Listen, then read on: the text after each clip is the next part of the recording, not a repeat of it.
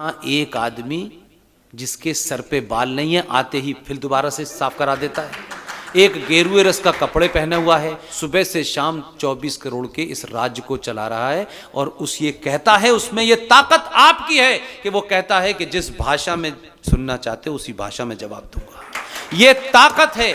ऐसे लोग दलालों के कारण अपने उन लोगों के जिनकी महत्वाकांक्षाएं बढ़ गई हैं, वो दिल्ली में हो या लखनऊ में हो, उनके मंसूबे अगर वो हमारे भी हैं तो वो हमारे नहीं हो सकते। इसलिए ऐसे पागलों को अगर आपने बिठाया तो वो अभी तो ये कहता है कि जिस भाषा में चाहते हो उसी में जवाब दूंगा। लोगों ने पूछा कितनी भाषाएं जानता है, उनका आप फ्रांस में बोलिए उसमें भी दे देगा जवाब, क्योंकि तो भाव से समझ जाता है तुम चाहते क्या हो, ये जबान तो नहीं समझता है। तो मेरा कहना है कि अभी कम से कम भारत को अगले 50 साल, अभी 50 साल, मेरा तेरा ये जाति वो जाति, मैं फिर आपसे कह रहा हूं मैं नहीं रहूंगा, हम में से कोई नहीं रहने वाला है, लेकिन आने वाली नस्ल ये ना कहे कि हमारे बाप को, हमारे भाई को, हमारी मां को सब कुछ पता था, लेकिन इन्होंने स्वार्थियों में चोरों को चुना, योगी को नहीं चुना। अगर भारत सेकुलर है भी, जिसे 1976 में रात के अंधेरे में इंदिरा गांधी ने बिना किसी से पूछे, अगर आपने उस 76 के अंदर भारत के प्रियम्बल, जिसको अक्षुण्ण कहा जाता है कि प्रियम्बल में बदलाव कभी नहीं होता है, बदलाव संविधान की धाराओं में होता रहता है समय समय पर, क्योंकि परिस्थितियों के हिसाब से उसमें अमेंडमेंट होते हैं, अमेंडमेंट करना जायज है। लेकिन आपने भारत के प्रियम्बल में 1976 में अपने एक दोस्त के कारण, जिसके कई सारे खुफिया एजेंसी के लोग भारत की पार्लियामेंट में थे, आपने 76 में भारत के प्रियम्बल में जोड़ा सेकुलरिज्म और सोशलिज्म, राइट? यह आपको नहीं पता? भारत के संविधान में जब संविधान सभा की डिबेट चल रही थी, तब भी यह सवाल उठाता कि क्या भारत को सेकुलर बनाया जाए। उस पर अंबेडकर का यह बयान है, और नहीं बहुत सारे लोगों का है। उन्होंने कहा भारत की धरती तो सदियों से सेकुलर रही है, यहां तो अनेक संस्कृतियां आई, अनेक मजहब के लोग आए, यहां पले बड़े, पारसी आए, या हमने तो किसी को नहीं रोका। हमसे ज्यादा दुनिया में कौन सेकुलर होगा? यहां तो स्टेट का भी कोई रिलीजन नहीं है, तो भारत में सेकुलर शब्द की क्या जरूरत है? तो साहब हटा दी। 76 में उन अंबेडकर जी का संविधान, जो ये नॉन बीजेपी वाले हैं, जो बीजेपी से जिनका संबंध नहीं है, वो जैसी कहते देखिए साहब संविधान में ये बदल देंगे, ये हिंदूवादी है, फलानेवादी है। अरे आपने तो 76 में उस पूरे संविधान के अंदर प्रियम्बल ही बदल दिया आपने, तो पूछा नहीं किसी ने। खैर मैं ये बात भी मान लेता हूं, अगर भारत सेकुलर है, आज की डेट में तो सेकुलर है क्योंकि उसमें लिख गया है, तो सेकुलर भारत में माइनॉरिटी कमीशन कैसे है? सच्चर कमीशन कैसे है? मुस्लिम एजुकेशन बोर्ड कैसे है? सच्चर कमीशन, माइनॉरिटी कमीशन तभी होगा जब भारत हिंदू राष्ट्र होगा। मैं बात गलत कर रहा हूं? अगर भारत हिंदू राष्ट्र होगा तब उसमें होगा कि भाई ये मुसलमानों के लिए अलग से, क्योंकि ये हिंदू राष्ट्र है। मैं गलत कह रहा हूं? लेकिन सेकुलर भी है और माइनॉरिटी कमीशन भी है। वहां कह रहे हैं कि मजहब की बुनियाद पर राजा कोई फैसला नहीं करेगा। सेकुलरिज्म का मतलब है रिलीजन अलग, स्टेट अलग, यानी राज्य अलग। फिर आप कह रहे हैं कि स्टेट और रिलीजन। फिर आपने वक्फ बोर्ड जो 1921 में 23 में बना था, फिर आपने 2013 में वक्फ बोर्ड के तहत एक कानून बना दिया कि भारत की किसी धरती, प्राइवेट, पब्लिक, सरकारी, गैर सरकारी मंदिर, ट्रस्ट पे मुसलमानों की ये दुकान जो अंग्रेजों के जमाने शुरू हुई थी, फिर वो उसमें अमेंडमेंट हुआ 1956 में, फिर अमेंडमेंट हुआ 1995 के अंदर, और 2013 में भारत की संसद के अंदर कानून बन गया। उस कानून के तहत अगर इस जमीन के ऊपर वक्फ बोर्ड के दो लोग ये कह दें कि ये जमीन वक्फ बोर्ड की है और आपकी नहीं है, तो कानूनी तौर पर उसमें लिखा हुआ है कि वक्फ बोर्ड वालों को ये नहीं साबित करना ये वक्फ बोर्ड की है, आपको साबित करना है। और 3 साल के अंदर अगर आपने वो जमीन खाली नहीं की तो 3 साल के बाद धक्के मार के आपको बाहर निकाल दिया जाएगा। और आप अगर नहीं निकलेंगे तो कानून का सेक्शन 40 का एक सेक्शन ये कहता है आप इनक्रोचर हैं, इसलिए आप पे केस चलेगा। आपको पता ही नहीं है, क्योंकि आपको प्याज के दाम पे सरकार बनानी है। इसलिए 2013 में बना, 1995 में अमेंडमेंट हुआ, 1995 के अमेंडमेंट के बाद 2005 में भारत के अंदर जो तकलीफ की निशानी है, जिसे हमें और आप मोहब्बत की निशानी कहते हैं, उस तकलीफ की निशानी ताजमहल को वक्फ बोर्ड ने अपने कब्जे में 2005 में ले लिया है। आपको पता नहीं है?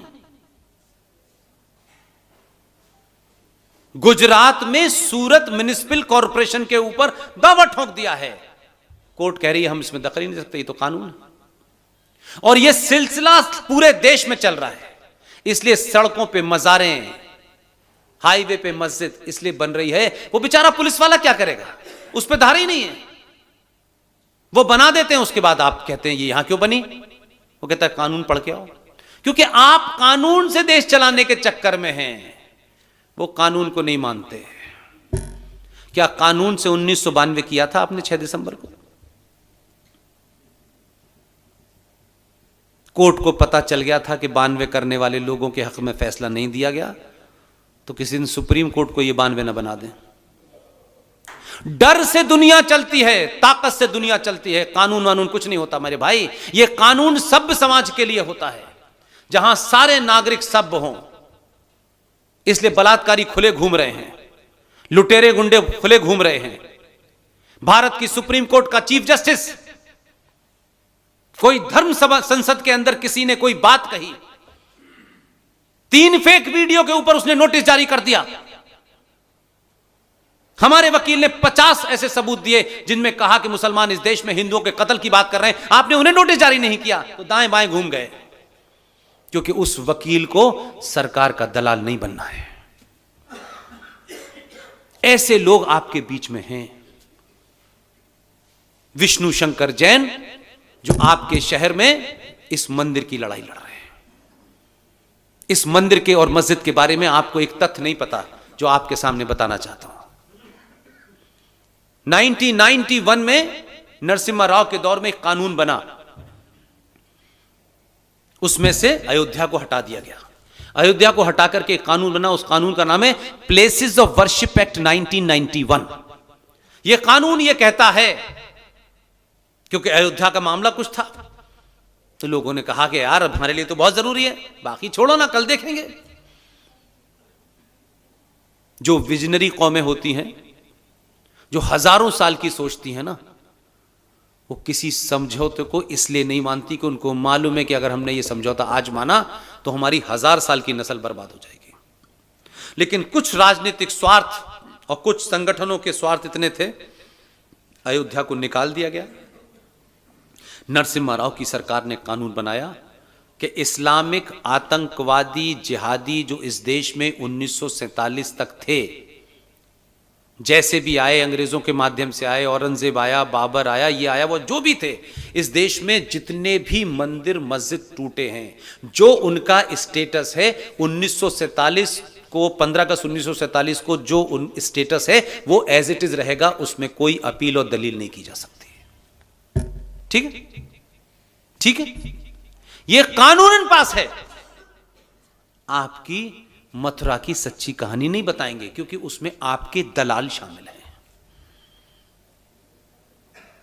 इस मथुरा में ईदगाह 1947 में नहीं था। पता है आपको ये बात? ये ईदगाह, कृष्ण जन्मभूमि का जो झगड़ा है, ये ईदगाह 1947 में था ही नहीं। तो फिर इसका स्टेटस तो बदला जाना चाहिए, ये तो उस कानून में नहीं आता। 1965 में मध्य प्रदेश का एक मक्कार मुख्यमंत्री द्वारिका प्रसाद मिश्र और बिहार का एक अय्यर गवर्नर, इन 2 मक्कारों ने कृष्ण जन्मभूमि की जो ओरिजिनल ट्रस्ट है, जो ओरिजिनल ट्रस्ट थी, उसके बिहाफ पे एक फेक ट्रस्ट क्रिएट की। एक्स मुख्यमंत्री द्वारिका प्रसाद मिश्र मध्य प्रदेश और बिहार का गवर्नर अय्यर, इन्होंने एक ट्रस्ट बनाया दोनों ने, और उस ट्रस्ट में आपकी जमीन नंबर 2 में मुसलमानों को बेची, जिस पे ईदगाह बना हुआ है। अपने लोग अगर दुश्मन से ज्यादा खतरनाक हैं तो उनके साथ भी वही बर्ताव होना चाहिए। ये नहीं हो सकता। इसलिए मैंने शुरू में कहा मेरे ने किया है तो इसको बचा लो, उसने किया है उसका, तो ये गंदगी इतनी हो चुकी है कि अब आपका बचने वाला कोई नहीं है। लिहाजा प्लेसेस ऑफ वर्शिप एक्ट बन चुका है। उसके बाद भारत के किसी मंदिर के ऊपर जो उस पर तोड़ करके मस्जिद भी बनाई हुई है उसमें 99% हिंदुओं के हैं, उन स्ट्रक्चर को नहीं हटा सकते। विष्णु शंकर जैन, हरिशंकर जैन का बेटा, उसने ये लड़ाई लड़ रहा है सुप्रीम कोर्ट के अंदर। इसलिए जहां ये अपने रास्ते से न भटके, मातृभूमि ट्रस्ट की राष्ट्रीय अध्यक्ष संस्थापक, ये कब भटकेंगी रास्ते से? ये जब भटकेंगी जब उनको लगेगा कि मैं तो एक अच्छे काम के लिए काम कर रही हूं और ये समाज मेरी कोई मदद नहीं करना चाहता, इनके पैर भटका देगा। हम तो पूरी इनिंग खेलने के बाद हमको लगा कि अब जो भी हैं, हम जिस भी स्थिति में हैं, अगर हम इसमें कुछ कर सकते हैं तो ये 10-12 लोग जिनका मैंने नाम लिया, आज भी सुशील भाई कोई ऐसी ही मीटिंग लखनऊ में कर रहे हैं, आरएसएन कहीं कर रहे हैं, जीडी कहीं कर रहे हैं, ललित अंबरदार कहीं कर रहे हैं, प्रोफेसर कपिल कुमार कर रहे हैं। हमारी सबकी कोशिश है, हम नहीं जानते हम नहीं जानते कल क्या होगा, लेकिन हमारी कोशिश है। हम खुले रूप में कह रहे हैं, हम किसी पार्टी के बंधुआ और किसी संगठन के बंधुआ मजदूर नहीं हैं। लेकिन इन परिस्थिति के अंदर 23 करोड़ की आबादी का मुल्क है पाकिस्तान। उत्तर प्रदेश की टोटल पॉपुलेशन 24 करोड़ है। वहां सेना मिलके, कैबिनेट मिलके नहीं चला पा रही। यहां एक आदमी जिसके सर पे बाल नहीं है, आते ही फिर दोबारा से साफ करा देता है। एक गेरुए रस का कपड़े पहना हुआ है, न उसके बाप का पता, न माँ का पता, न बहन का पता, न रिश्ते पता, न मकान का, न दुकान का। सुबह से शाम 24 करोड़ के इस राज्य को चला रहा है। और उस ये कहता है, उसमें ये ताकत आपकी है कि वो कहता है कि जिस भाषा में सुनना चाहते हो उसी भाषा में जवाब दूंगा। ये ताकत है। ऐसे लोग दलालों के कारण अपने उन लोगों के जिनकी महत्वाकांक्षाएं बढ़ गई हैं, वो दिल्ली में हो या लखनऊ में हो, उनके मंसूबे अगर वो हमारे भी हैं तो वो हमारे नहीं हो सकते। इसलिए ऐसे पागलों को अगर आपने बिठाया तो वो अभी तो ये कहता है कि जिस भाषा में चाहते हो उसी में जवाब दूंगा। लोगों ने पूछा कितनी भाषाएं जानता है, उनका आप फ्रांस में बोलिए उसमें भी दे देगा जवाब, क्योंकि तो भाव से समझ जाता है तुम चाहते क्या हो। ये जबान तो नहीं समझता है। तो मेरा कहना है कि अभी कम से कम भारत को अगले 50 साल, अभी 50 साल मेरा तेरा, ये जाति वो जाति, मैं फिर आपसे कह रहा हूं मैं नहीं रहूंगा, हम में से कोई नहीं रहने वाला है। लेकिन आने वाली नस्ल ये ना कहे कि हमारे बाप को, हमारे भाई को, हमारी मां को सब कुछ पता था, लेकिन इन्होंने स्वार्थियों में चोरों को चुना, योगी को नहीं चुना। बहुत बहुत धन्यवाद। Thank you very much.